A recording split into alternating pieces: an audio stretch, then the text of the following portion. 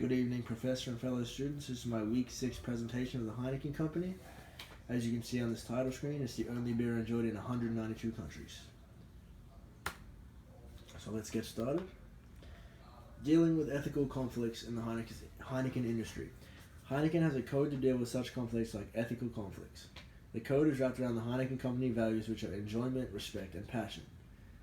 The Heineken code is made up of 3 parts: personal integrity, commercial integrity, and company integrity.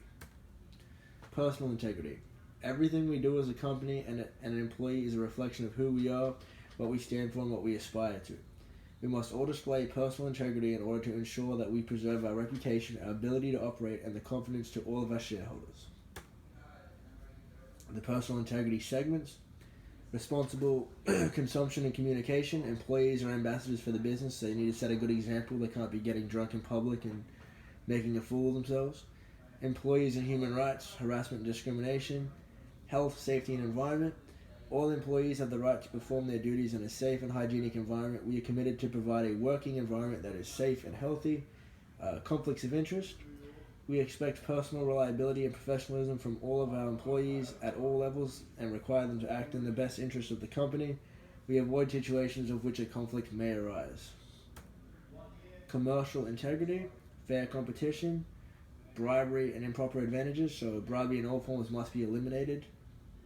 Gifts. At Heineken, we create goodwill and foster long-lasting business relations. We offer and accept gifts in an appropriate and transparent manner. The commercial integrity segments. Entertainment and hospitality, hosting and participating in events that contribute to the enjoyment of life and central to our business. Political contributions and charitable donations. So the company is sensitive to social and cultural traditions, but does not make contributions to politicians or political parties. Our business partners, so establish and maintain fair and trusted business relations with suppliers and other business partners. The company integrity,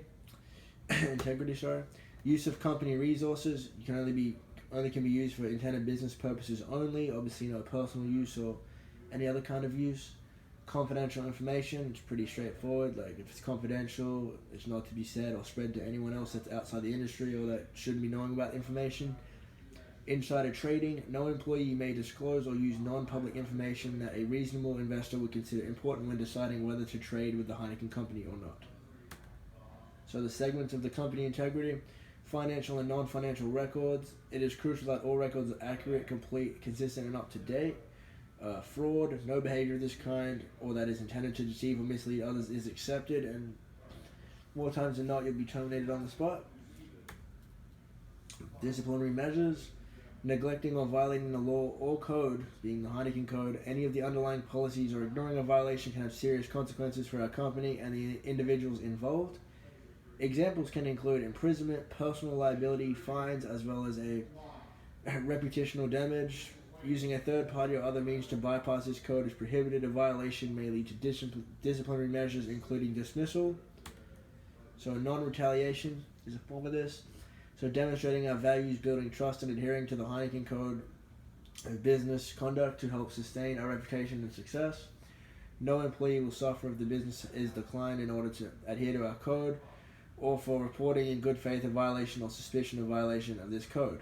If you feel that speaking up and discussing a concern or dilemma with your colleague, manager, legal counsel, or trusted representative is not reasonably possible, you can report your concerns in confidence at readily available 24/7.